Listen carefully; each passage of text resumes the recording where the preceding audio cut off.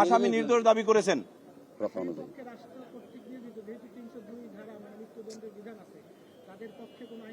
হ্যাঁ, তাদের পক্ষে আইনজীবী ছিলেন। আমরা রাষ্ট্র কর্তৃক মানে সরকার কর্তৃক নিয়োজিত স্টেট ডিফেন্স লয়ার, তার হেয়ারিং আপনারা শুনেছেন, আমরাও রাষ্ট্রপক্ষে শুনেছি এবং উনি আসামির পক্ষে নির্দোষিতা দাবি করেছেন এবং তার হেয়ারিং করেছেন।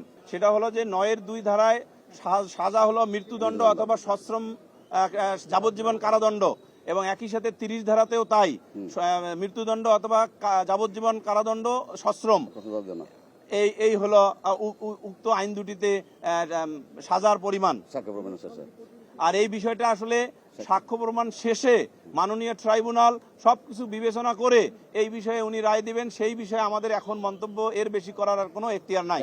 আজকে রাষ্ট্রপক্ষে আমরা সকল প্রস্তুতি সহ যথাসময়ে উপস্থিত হয়ে মাননীয় ট্রাইব্যুনাল তার আসনে আসীন হলে রাষ্ট্রপক্ষে উপস্থিত 2 জন আসামির বিরুদ্ধে এই মামলায় সংগঠিত অপরাধের বর্ণনা চার্জশিটের রেলিভেন্ট অংশ হতে পড়ে শোনানো হয় এবং তারপর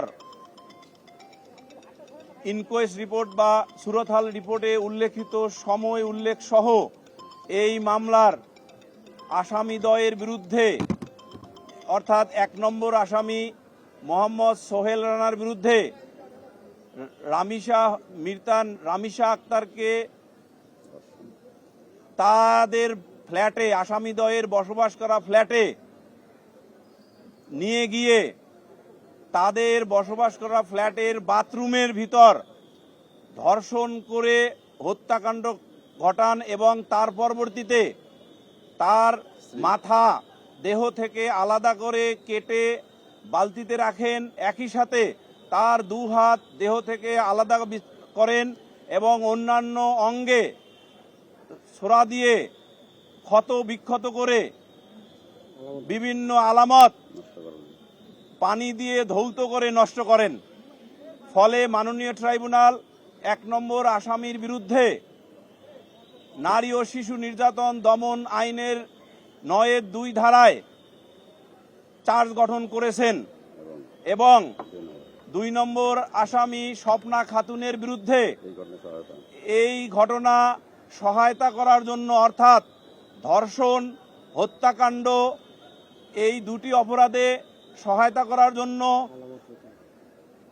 নারী ও শিশু নির্যাতন দমন আইনের 9-2 এর সাথে পঠিতব্য 30 ধারার অধীনে চার্জ গঠন করেছেন। একই সাথে বিভিন্ন আলামত ধৌত করে বিনষ্ট করা এবং আসামিকে জানালার গ্রিল ভেঙে পালিয়ে যেতে সহায়তার কারণে পেনাল কোডের 201 ধারার অধীনে উপরোক্ত অর্থাৎ আগের 2টো ধারার সহিত এই 201 ধারাতেই চার্জ গঠন করা হয়। অর্থাৎ স্বপ্না খাতুনের বিরুদ্ধে নারী ও শিশু নির্যাতন দমন আইনের 9-2, 30 এবং পেনাল কোডের 201 ধারায় চার্জ গঠন করেছেন এবং এরপরে মাননীয় ট্রাইব্যুনালে নারী ও শিশু নির্যাতন দমন আইন 2000-এর 20-এর উপধারা 2 সাবমিশন আকারে পড়ে শোনায় যে আমরা পড়ে শোনাই এই বলে যে এই আইনের এই বাধ্যবাধকতায় বলা আছে যে বিচার কার্য শুরু হইলে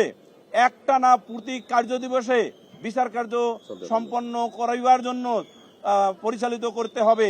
তখন মাননীয় ট্রাইব্যুনাল এই সাবমিশনে সন্তুষ্ট হয়ে আগামীকাল রাষ্ট্রপক্ষে সাক্ষী উপস্থাপনের জন্য নির্দেশ দিয়েছেন সংশ্লিষ্ট কর্তৃপক্ষকে এবং একই সাথে আগামীকাল থেকে এই মামলার সাক্ষ্য গ্রহণ প্রক্রিয়া একটানা চলিতে থাকিবে। ধন্যবাদ সকলকে।